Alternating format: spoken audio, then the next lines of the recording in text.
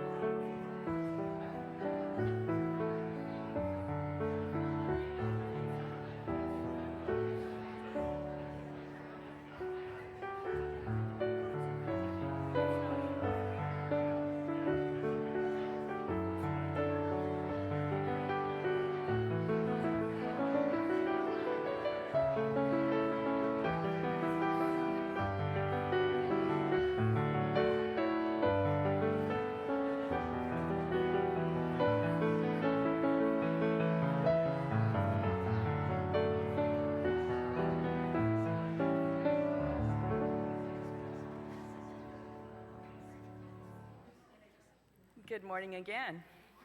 I hope your discussion was good. Welcome to Horizon Unitarian Universalist Church. Thanks for coming out on this rainy day.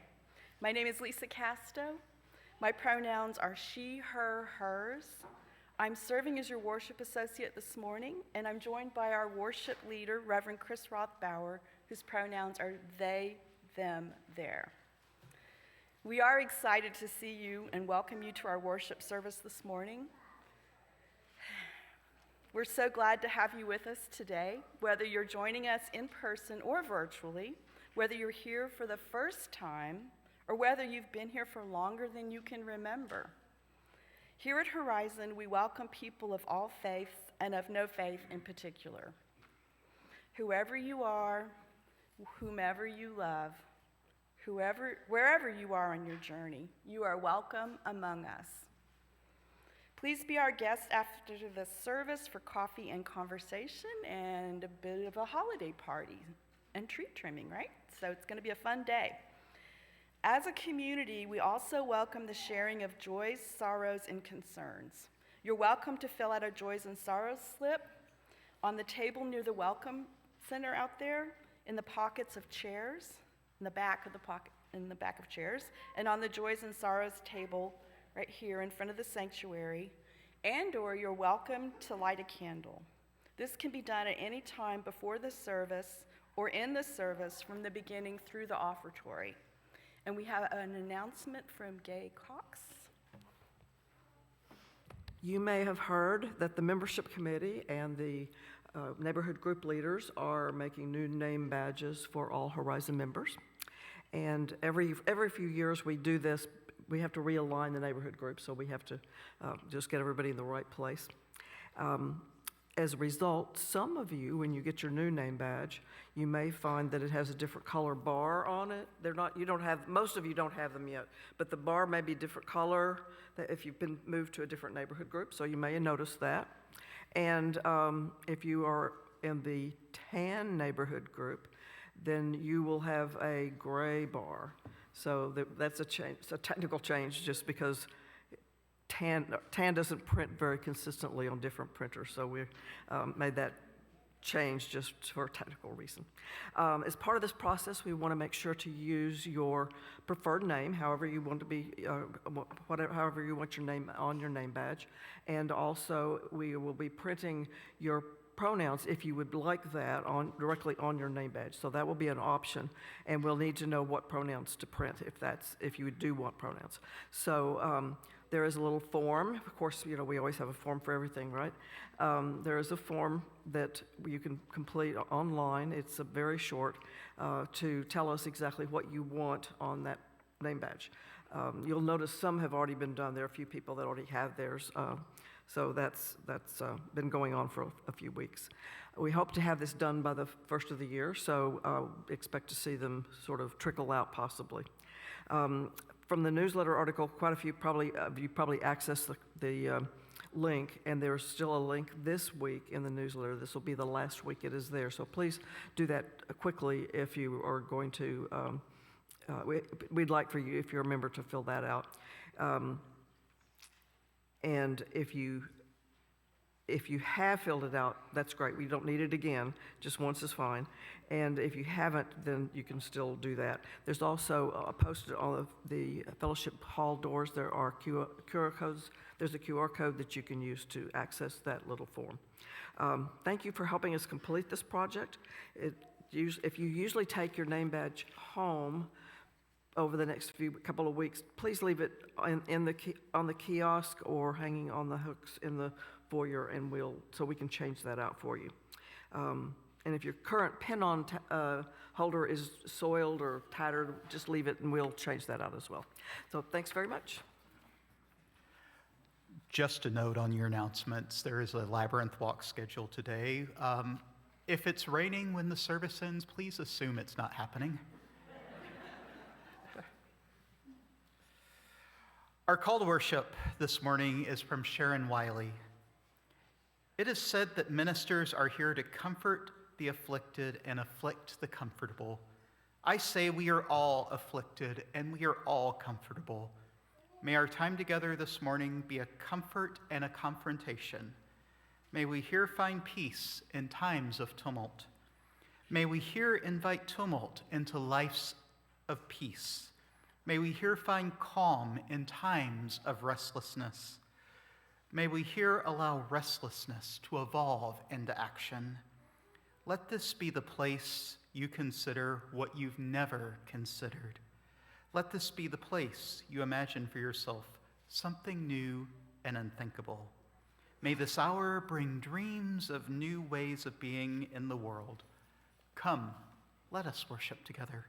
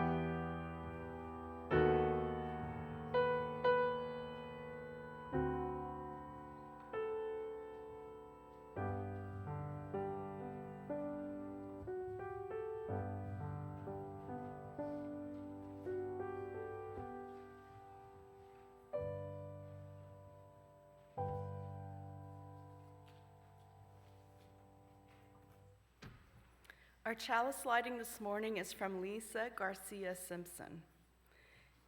In these wild, historic, and uncertain times, we gather to remember who we are, who we belong to, and what we are called to do. As we light this chalice, we kindle the spirit of the great turning, the movement for justice alive in this nation today. May we feel it in our bones. And in the stillness of this hour, may we sense it calling our name. Please join me in our affirmation, which is printed in the back of your order of service and projected on the screen. Love is the doctrine of our church. The quest for truth is its sacrament, and service is its prayer.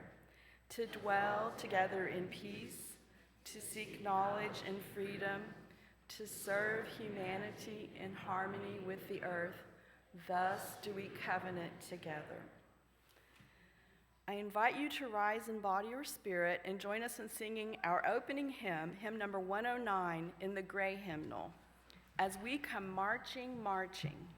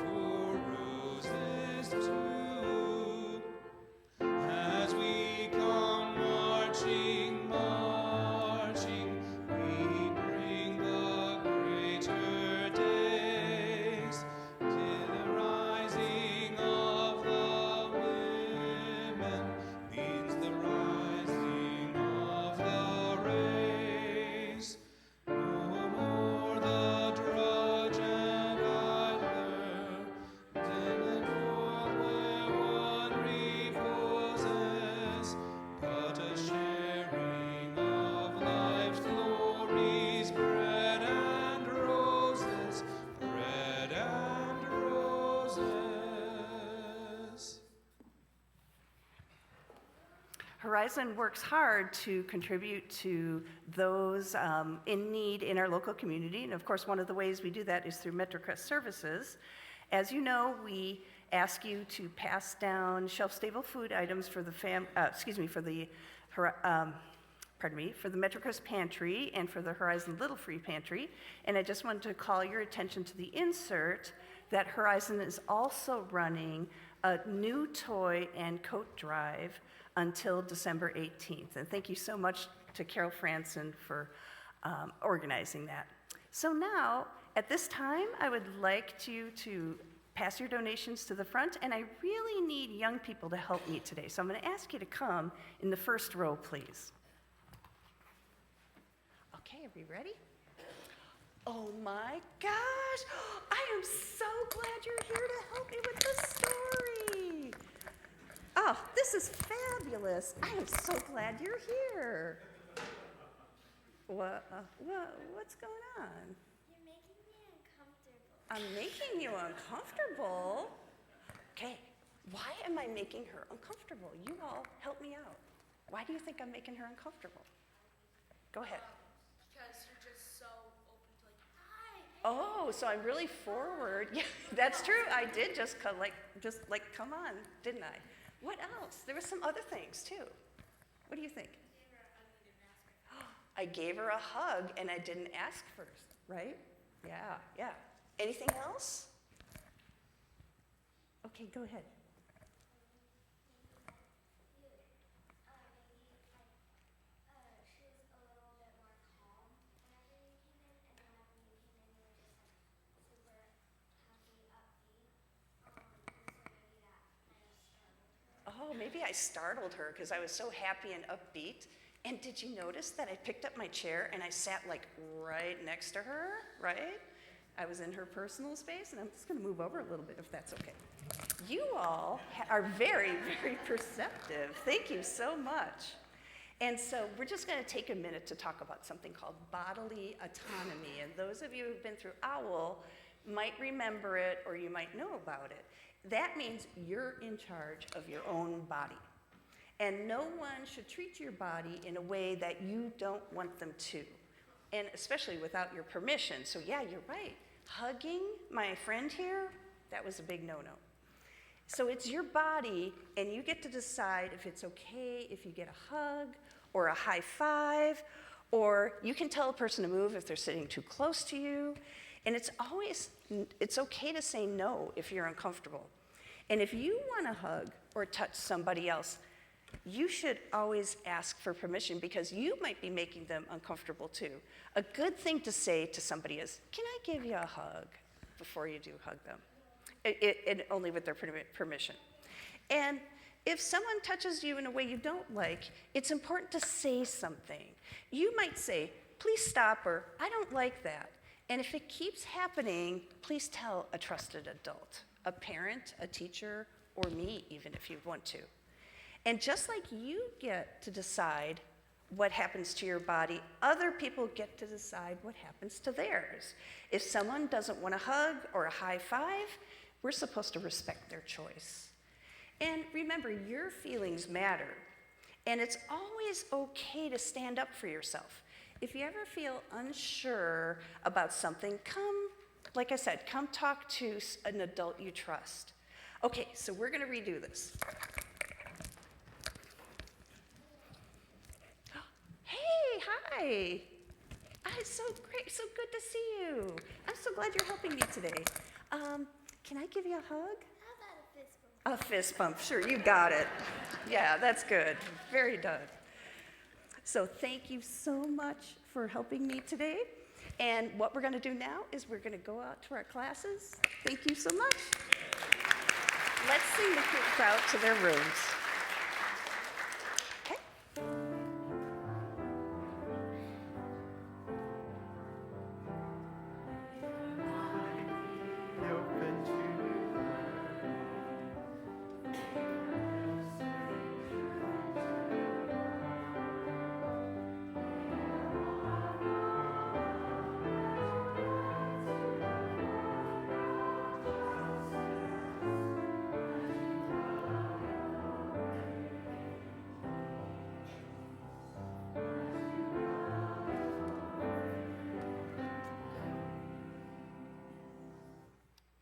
We give to remind ourselves how many gifts we have to offer.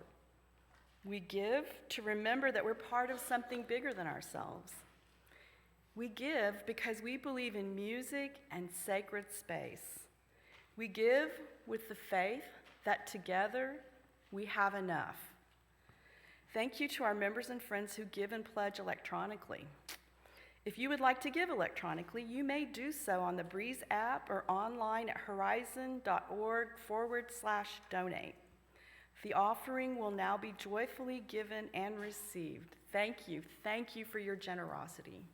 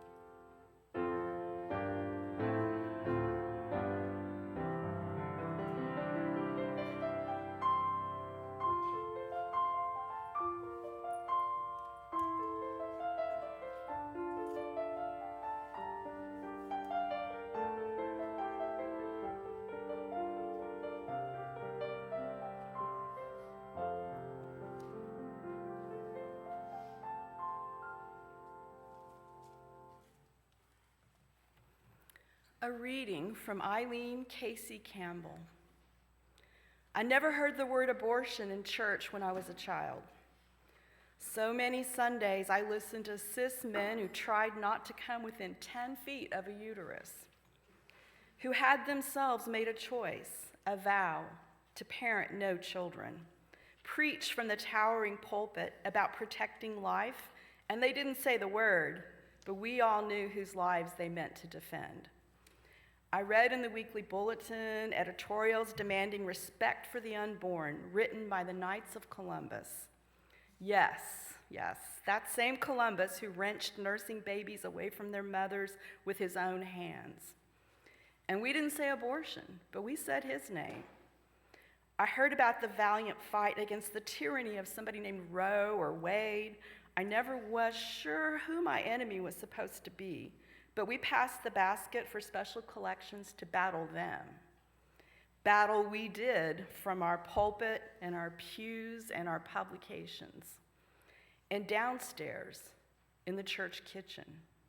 I never heard anyone say abortion, but I did hear the mothers whisper to one another about which doctor to call. I heard the organist offer rides to a clinic far enough away to not be seen by the prying eyes of God or whoever else. I saw aunties quietly slip round sleeves of pills into teenagers' shaky hands. And in the Sunday school hallway, they took up collections of their own sort to pay for a nameless procedure for Mary Teresa or Mary Angela or Mary Eliza Lisa or someone inevitably named for that single unmarried mother. No one said the word abortion in the hallowed halls or the dingy basements of my church, but everybody knew about them, needed them, got them. And even while we descend into the dim reality of having to slip each other cash in secret, traffic one another over borders, break laws and vows and bodies, I know, as long as the people of this church let me stand in this space, I sure as hell will never stop saying it here.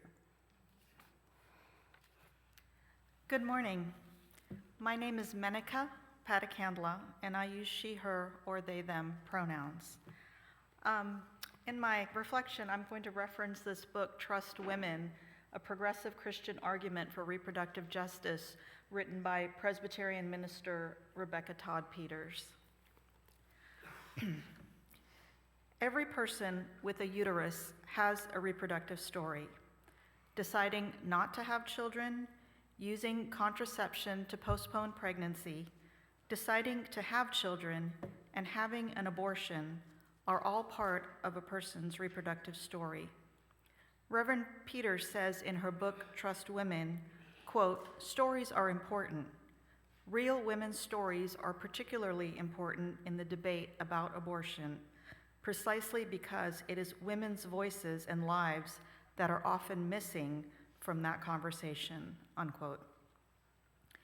93% of abortions in the US in 2021 were in the first trimester or before 13 weeks of pregnancy. Thus, 7% were after the first trimester, with 1% of abortions being after 21 weeks. I am in the 1%, and here is my story. It was February 2001, and Bhaskar, my husband, and I were living in Texas with our 3-year-old son, Akash. We found out we were pregnant with our second baby due in October. In June, Bhaskar and I went in for a routine ultrasound at 20 weeks. I was sure I would sail through it with flying colors. We discovered we were having a boy. I had hoped for a girl, but I knew we would love this baby just as much as we loved Akash.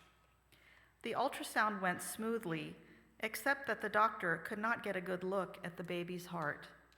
He surmised that the baby was probably just in an awkward position, so I returned for an ultrasound 4 days later, this time by myself. The doctor focused solely on the baby's heart during this ultrasound. He had been engaging in casual conversation, but after a while, he became silent, absorbed in what he was doing. Then he looked at me, breaking the silence, and said, "There seems to be a problem with the heart." My mind-body reaction was as if I had been traveling in a car going 60 miles an hour and suddenly hit a brick wall. I was stunned and called Bhaskar as I drove home in a fog. I had had a perfectly uneventful pregnancy with Akash. I was 31 years old and perfectly healthy. This was not supposed to be happening. During the week that followed, we visited a pediatric cardiologist who performed a more extensive ultrasound. After visiting several specialists, it was determined that our baby had multiple congenital heart defects.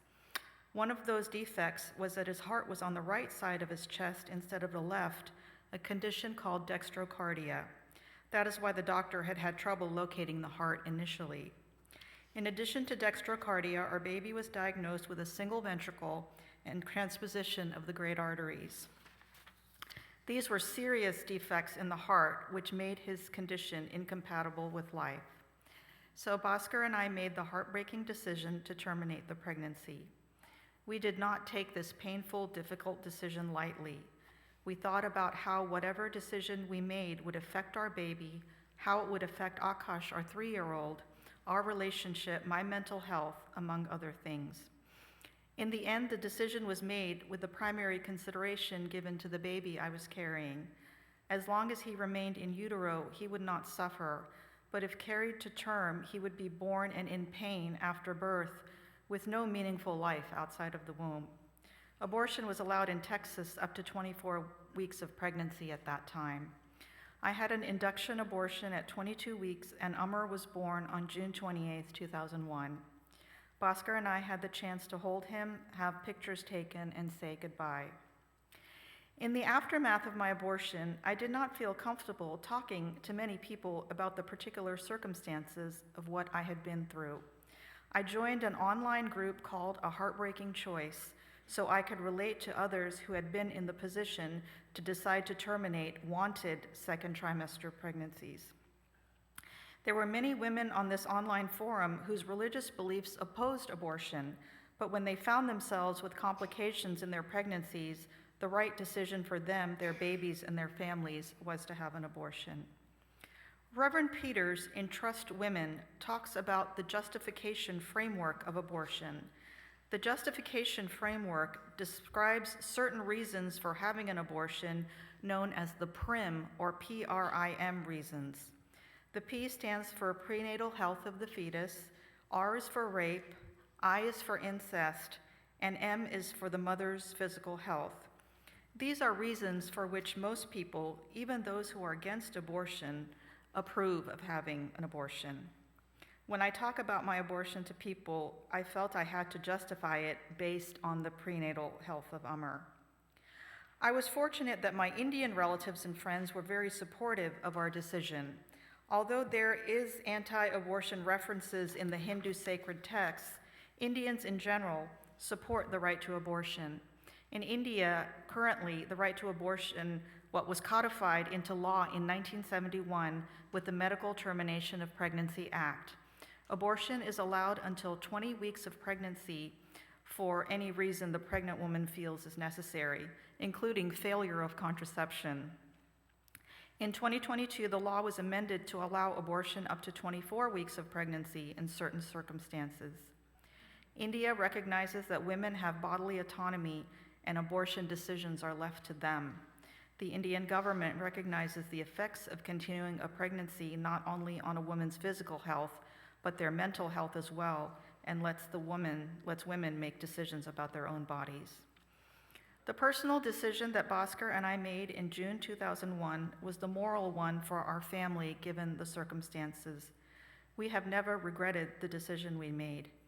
Choosing to have an abortion is the backstory that has shaped my current family.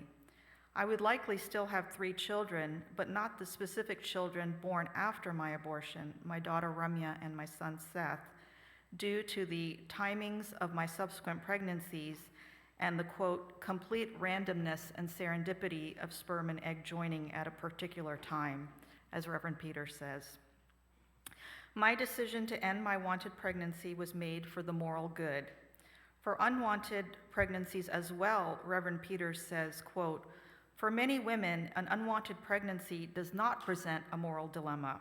For these women, the decision to terminate their pregnancy is the obvious moral choice. In circumstances where pregnancy or parenting a child or an additional child represents undue physical, financial, or psychological hardship, the possibility of an abortion represents a moral good that secures a woman's well-being and often the well-being of her existing family. These women feel no moral obligation to carry every pregnancy to term, unquote. I hope at some time the U.S. will recognize the moral rights of persons with uteruses and give them the freedom and dignity to make their own decisions about their bodies.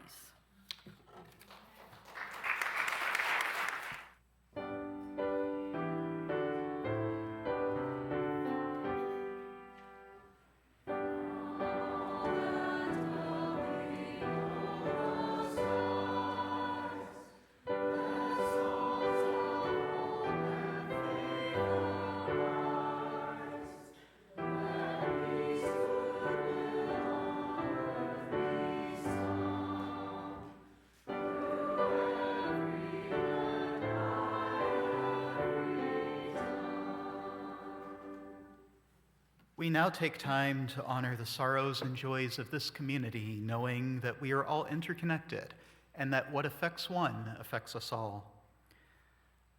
Today is Ruth Trudeau's birthday.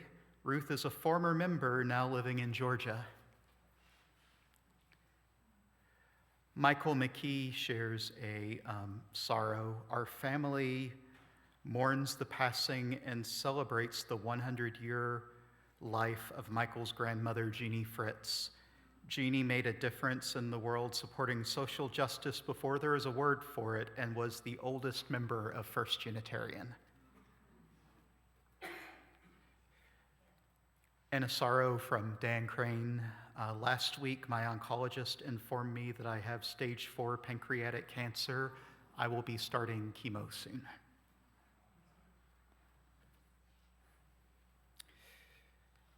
And we light a candle this morning to honor all the sorrows and joys which have gone unspoken and reside only in our hearts.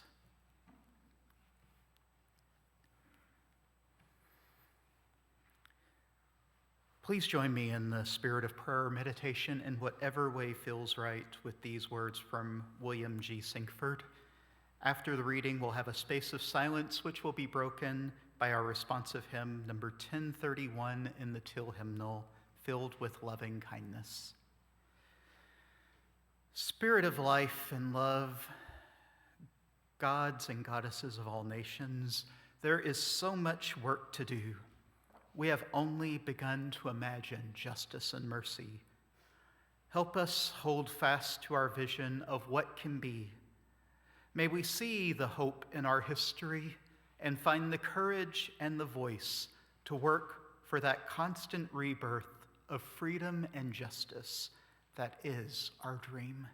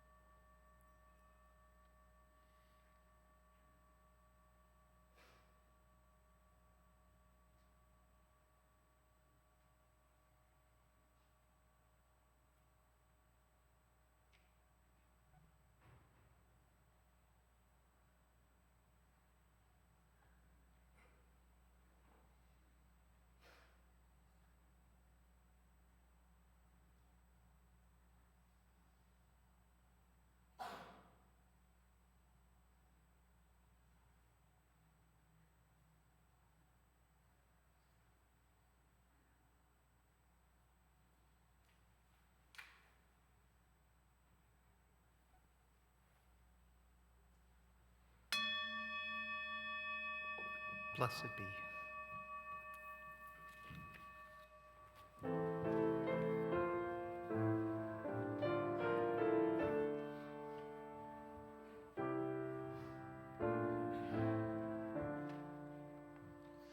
May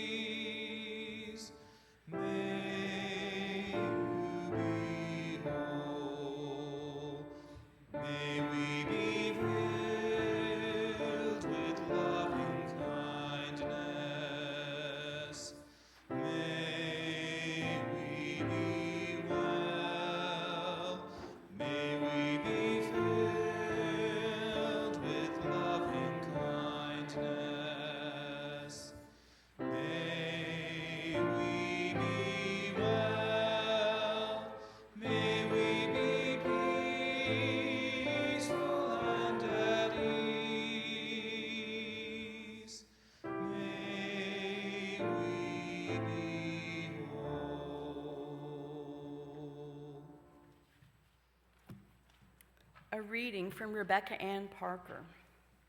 Why does it matter that women's reproductive choices be protected? Because we live in a broken world where life is at risk in many ways. The power to choose is the power of life in the midst of brokenness. Without choice, tragedy, impasse, and despair are the last word. With choice, creativity, responsibility, and possibility enter the conversation. With choice, human beings enter into fuller personhood, becoming creative agents in the world who can transform life in the direction of greater justice, safety, and joy. A society in which human beings accept that life and death are in their hands is a better society. Embracing creativity and responsibility is a spiritual value that applies beyond the questions of pregnancy and childbirth. To know that we have choice is to know that life is not predetermined, that we do not simply have to comply with established structures, rote patterns, or the dictates of despair. It is to know that we are not helpless in the face of overwhelming events. We all need the spiritual knowledge that life and death are in our hands, and we need to do the hard work of ethical discernment, of accepting that life and death are ours to choose. Why should we march to keep abortion safe and legal? Because where there is choice, there is life. Where there is life, there is hope. And where there is hope, we find ourselves holding bundles of joy in our arms. Each of us bears in our own bodies the powers of holding on and letting go.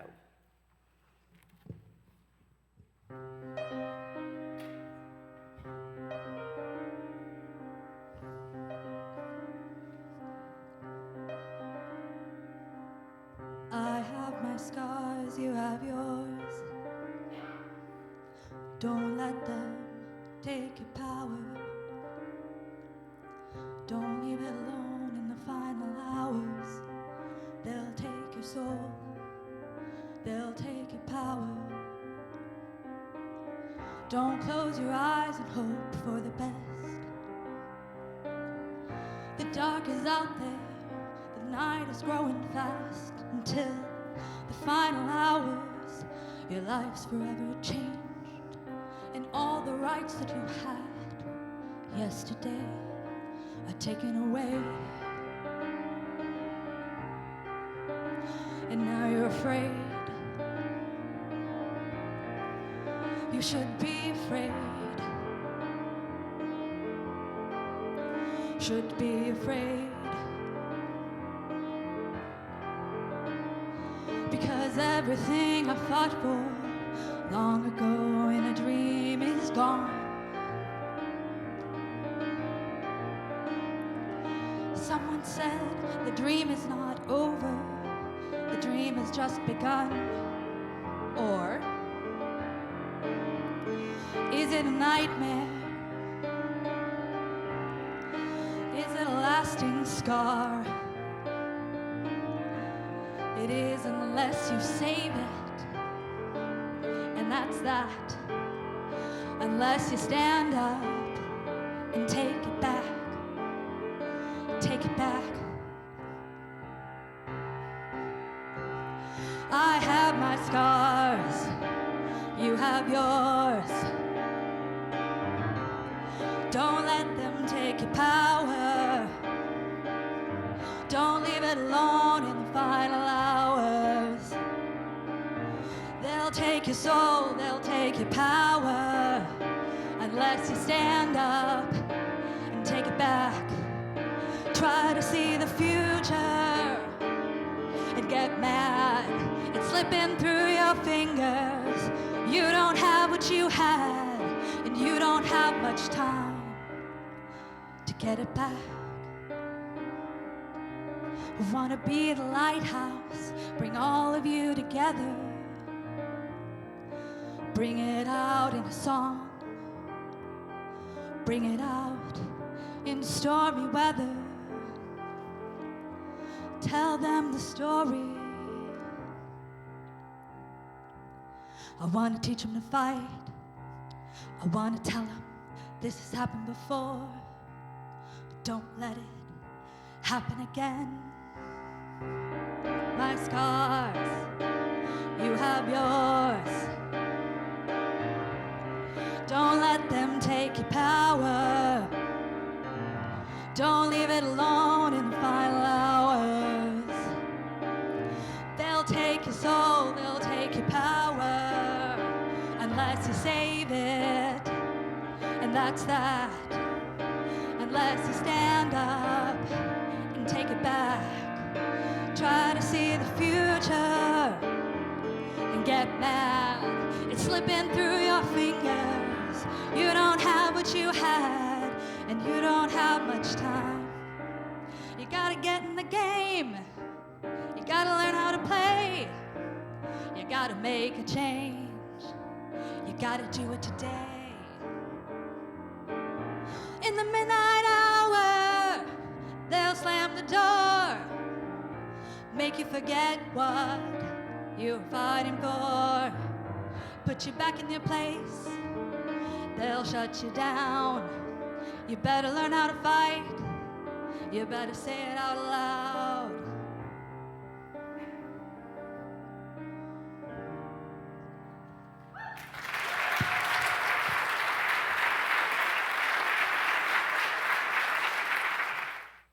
I occasionally hear a man, well-meaning but, say, how reproductive justice doesn't apply to me. And so as I've been thinking about the topic of reproductive justice, I've been thinking about how this issue connects to me. After all, I'm not a woman, and because of my sexual orientation, I will be very surprised if I ever have to think about abortion or contraception. So what does the issue of reproductive justice have to do with me? Now, I could easily make an argument that compassion calls me to respond to people whose rights are being denied, and this would certainly be a fine reason, even if it's an issue I don't have to think about on a daily basis. After all, since the overturn of Roe v. Wade by the Supreme Court, I have heard horror story after horror story of women dying because doctors are now afraid to provide health care for fear of being called murderers, even when the alternative is death to the mother. And restrictions on reproductive justice go even further than abortion rights. Project 2025, written by multiple current and former Trump administration officials, make it clear that the very availability of contraception, morning after pills, the reproductive rights of LGBTQIA+ people, and even divorce are being targeted for drastic restrictions, if not outright bans. But the reason I must speak out on reproductive rights goes deeper than compassion for people whose rights are being denied. I must support reproductive justice because the restrictions of the rights of women and others directly affects my rights as well. I didn't grow up a Unitarian Universalist.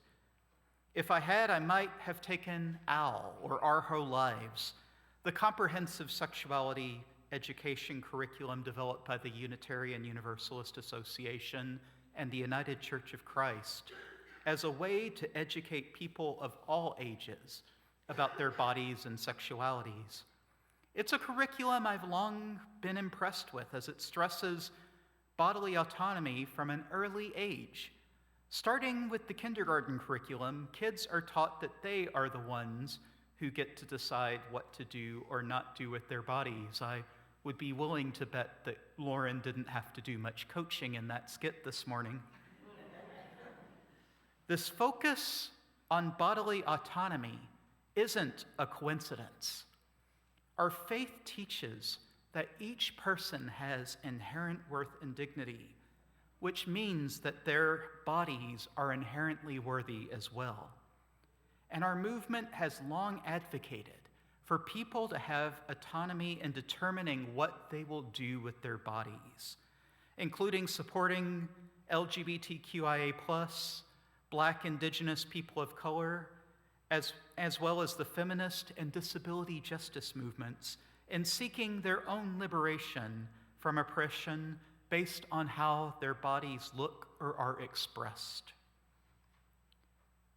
I would go so far as to say that bodily autonomy is the justice issue of our time, because so many people find themselves marginalized from our society because of other people's perceptions about their bodies. Even in cases where there may not seem to be a direct correlation at first, such as climate justice, one could argue that poor people and people of color are going to pay for inaction through the effects on their bodies. The current threats to reproductive rights are direct attacks on the bodies of women, as well as non-binary and transgender people who are being told what they can and cannot do with their bodies. Threats to reproductive rights are threats to their right to decide when, if, and under what circumstances they will conceive and have a baby. The decision to carry a pregnancy to term should be a choice because the person chooses to do so, not because they are coerced because lack of other options. Humans are sexual beings, and most will have sex in their lifetimes. I'm sorry if that's a newsflash for some people. Making a natural part of most people's lives an act that does not lead to unintended consequences should not be a controversial issue. In today's day and age, there are so many resources to help make pregnancy a deliberate decision and not an accident. Making contraception and abortion procedures readily available to all is ensuring women and others who can become pregnant have choices and options as to what will happen to their bodies. And this bodily autonomy is important, even for people who never plan on having an abortion. It is a reality that since the overturn of Roe v. Wade, women are dying needlessly because doctors are scared to perform life-saving procedures when pregnancy goes wrong. I have heard more than one woman with no intention of terminating their pregnancy talk about how they're scared to give birth in a red state because they don't want to give their rights. They don't want to give their life if something goes wrong. They don't want to die because their doctor is limited in what they can do. Here's the thing. When the bodily autonomy of women and other people is threatened like this, it is a threat to everyone's bodily autonomy. Because if the bodily autonomy of one group of people can be limited, it can happen to any of us at any time. And as the old saying goes, none of us is free until all of us is free. Choice should not be optional. The fight for choice is the fight to determine for all of us what we will do with our bodies. As long as these attacks on reproductive rights continue, it is a tacit reminder that not all of us have bodily autonomy under the law. And if one does not have bodily autonomy, how can any of us plan the direction our lives will take, to make basic decisions on how to live our lives, much less to be spiritual beings who seek meaning and purpose. Regardless of your gender, the struggle for reproductive rights affects you because it is a tacit reminder that any of us can have our bodily autonomy revoked by the state at any time. My faith calls me to be an accomplice to those whose lives are under attack. Unitarian Universalists have long recognized this and consistently affirmed the right for all people to make their own decisions about reproduction and sexuality. I must speak up on this issue, or I feel I would be doing a disservice to my faith as a member of its clergy. This is a sacred journey towards a world that respects the bodily autonomy of all. And I am so proud to be part of a community that is openly talking about these issues, that isn't afraid to say the abortion word. Those who attack those rights played the long game over decades to take those rights away. If we are to restore them, we must be willing to do the same, to struggle to move the long arc of the universe towards justice. Because it is now a struggle again, what many once thought was codified. And I believe it is an important one. After all, the story you heard in Menika's reflection this morning would be illegal in many United States today, no matter how it affected her life or the life of so many others. And even for those for whom abortion must become a different sort of choice, it is a choice nonetheless, and one that my faith calls me to uphold. May it be so.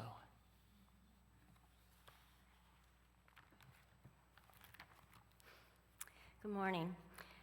I've been interested in women's health and reproductive rights for as long as I can remember, including, my pen here, participating in the March for Women's Lives in Washington, D.C. 20 years ago. We didn't think we'd have to keep doing this. How much longer are we going to have to keep marching? But if you're interested, January 18th, 2025, Washington, D.C. So I'm going to share my abortion story with you all today. My story is very different than Menika's story. And why I had an abortion really isn't anybody else's business, but I do want to share this with you today. So here's my story. I was 20 years old, I was married, and I was on birth control. Apparently, missing 1 or 2 birth control pills in 1 month can have unexpected consequences, and they did for me. My first husband and I were finishing up junior college and decided to move from our home in Florida to a suburb of St. Louis where my mother and sisters lived. Our plan was to live and work in St. Louis for about a year to establish state residency and then move to Columbia, my hometown, Columbia, Missouri, where the University of Missouri is, where at that point we would be able to attend at in-state tuition levels. We planned to finish our undergraduate degrees and then pursue graduate degrees. About 2 weeks after moving to Missouri, I found out I was about 6 to 8 weeks pregnant. We were living in my mom's basement. We didn't have jobs. We had no health insurance, and we were running out of money. I had to borrow money from my mom to have an abortion. It was a no-brainer for me to have an abortion. It was a very personal decision, though. Since the time of my abortion, there has not been one day, not one day, that I ever regretted that decision. It was the right thing for me at the time. I do every once in a while think, wow, you know, I might have had a 48-year-old now. But yeah, I know, don't do the math. But I wouldn't probably have my 36-year-old daughter now if I'd have had that child at that time. I'd probably still be living in my mom's basement. Not really, she's passed. But so I was lucky that I had the option to have a safe and legal abortion, as a woman's right to abortion was protected at the federal level due to the outcome of Roe v. Wade just a few years prior to that. I want to give a big thank you to Reverend Chris today for doing this service on reproductive rights. The Unitarian Universalist Association has designated reproductive rights as one of two top social justice priorities issues. And today is a kickoff service for an upcoming adult religious education course that we're going to be offering beginning in January. This course is called Sacred, and it's spelled with all caps except the E, and it stands for the Spiritual Alliance of Communities for Reproductive Dignity. Sacred is a national alliance of multiracial, multi-faith, multi-ethnic, mixed gender, and sexual identity religious leaders, congregations, movement organizations, activists, academics, and directly impacted communities collaborating to advance reproductive justice through congregational education, culture change, community building, and direct service. Sacred is a nonprofit organization, and the curriculum we're going to be teaching also is entitled Sacred. The Sacred course is a multidisciplinary, intersectional approach to religion and reproductive justice, where you'll be invited to have a better understanding of reproductive oppression and possibilities for action. During this 8-week course, 8-session course, you will explore your own personal experience with reproductive rights, the social and historical factors behind restrictions, and the impact of those restrictions, particularly on those communities of color. You will also learn the basic tenets of reproductive justice and develop a strong faith-based foundation for your own actions on behalf of reproductive rights. Minica McKetty Spiker, Sarah Burrell-Harrop, and myself have trained as facilitators for the Sacred curriculum, and will be co-leading the course as a team. This course is going to begin on January 13th, and we'll meet twice a month on the second and fourth Mondays for 8 sessions. We'll be offering this as a hybrid course. It's best if you attend in person, but we will also have Zoom available for those who cannot attend. Childcare may be provided if needed.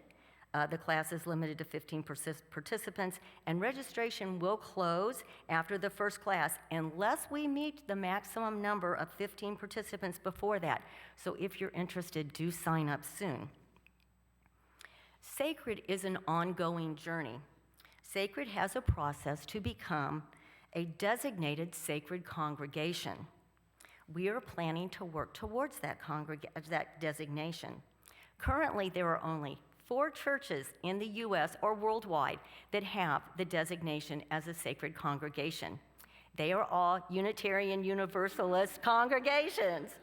2 are in Texas. One is the First Unitarian Dallas, and the other is the First UU Church of Lubbock. So we ought to be able to pull this off, right?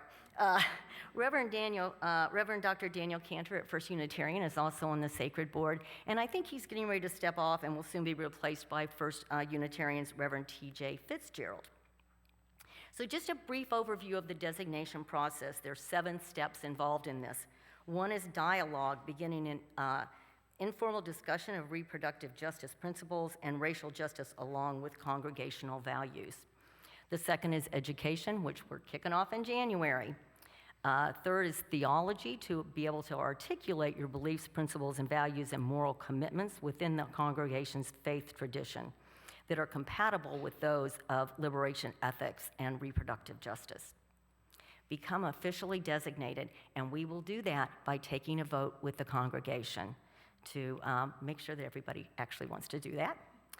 Concrete action. We're pretty active in social justice, but we're going to become a little more active with reproductive rights. And there's an accountability loop where we have to engage with the sacred team for mutual evaluation and growth. And the last thing is to get redesignated every 3 years. We have a table set up in the lobby today by the fellowship hall, and if you're interested in more information or ready to sign up, please stop by after this service. There's also a QR code in your insert in today's order of service, where you can sign up as well. Thank you.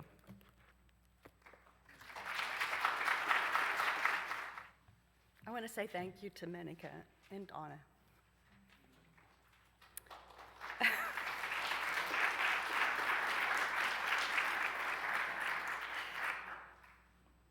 We extinguish this flame, but not our commitment to welcome radically, love boldly, grow spiritually, and serve courageously. This we do because we envision a beloved community filled with compassion, helping all to thrive in a just world. I would like to invite you to rise in body or spirit and join us in singing our closing hymn, hymn number 1028 in the teal hymnal, The Fire of Commitment.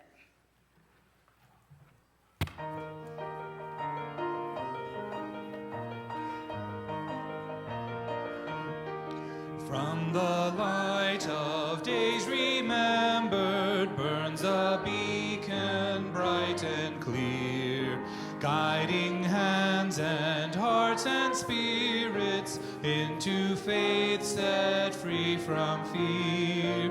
When the fire of commitment sets our mind and soul ablaze, when our hunger and our passion meet to call us on our way, when we live with deep assurance of the flame that burns within, then our promise finds fulfillment and our future can begin.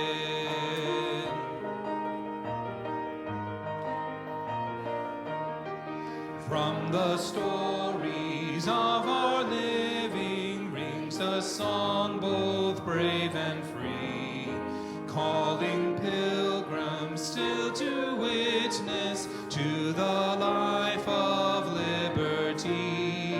When the fire of commitment sets our mind and soul ablaze, when our hunger and our passion meet to call us on our way, when we live with deep assurance of the flame that burns within, then our promise finds fulfillment and our future can begin.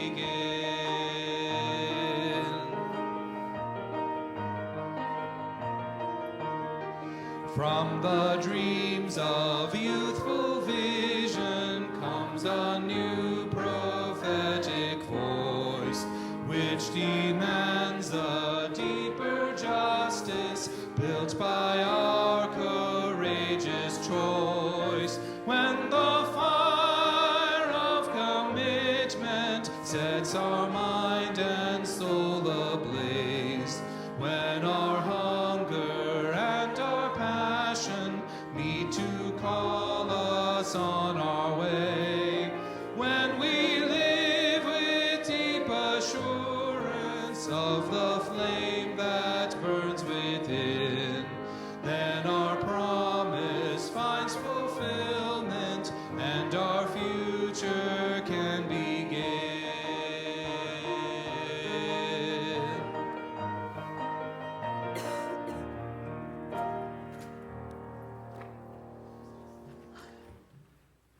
Our benediction is by Jim McGall. When I say go in peace, I don't mean go in mindless oblivion, When I say go in peace, I don't mean go without challenging yourself or others. When I say go in peace, I don't mean go in utter ease and comfort. When I say go in peace, I mean go in peace, seeking justice. I mean go in peace, committed to equal rights and opportunities for all. When I say go in peace, I mean go in the peace that is created when together we build communities of true solidarity, deep compassion, and fierce, unrelenting love. Amen. Blessed be, and go in peace.